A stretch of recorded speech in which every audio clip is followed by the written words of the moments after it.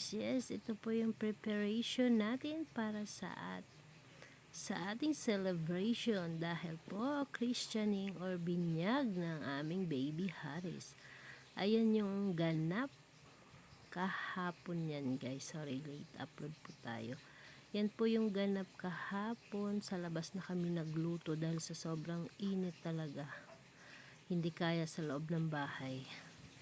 Ayan, nagkatay po kami ng isang buong baboy at lahat po yan ay niluto natin guys.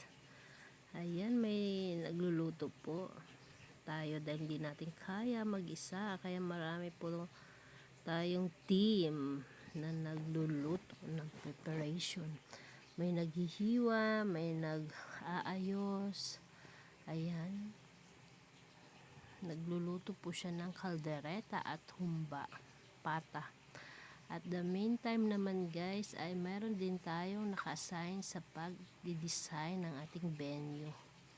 Ayan, sila po yung magdi-design or nag-aayos ng ating venue. Ayan, hindi ko na guys na ipakita lahat ng mayroon dyan dahil sobrang init po talaga at napaka busy ko na, kaya yan lang yung ating na video. Yes, hindi pa dumating dyan yung ating video, okay? Yung ating cake. Yung cake natin ay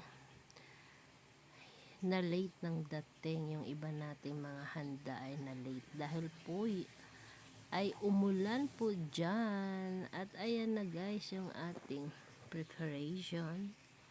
Ayan, yung lagay natin ng cake ay wala pa dahil hindi pa po siya dumating. Late po ang delivery nila.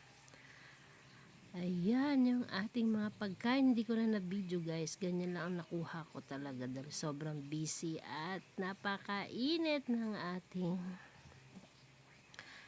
venue. Ayan, meron lang tayong tent dyan. Maraming salamat guys. Thank you so much everyone.